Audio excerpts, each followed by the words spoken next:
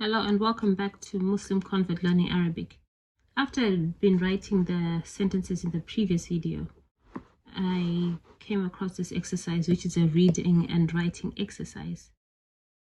This is very good for practice of reading the letters and practicing the handwriting, which is, the words are what's in the beginning. And then there's an introduction of this word, la.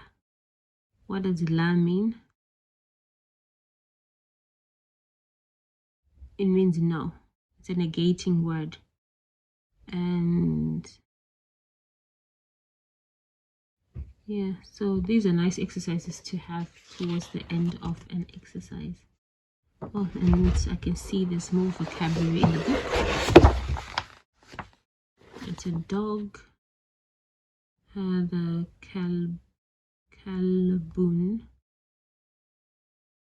kalbun. And these are questions now. They'll ask you, what is this? And then you reply. Ma hadha?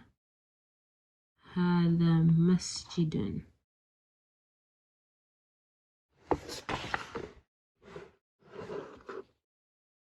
So it's a nice book to have to help with increasing vocabulary.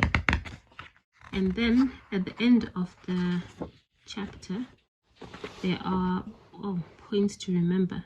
So you have some self-help guide here, because it tells you when you see the word here and what it means, and some notes which are quite beneficial. And then vocabulary. This is good.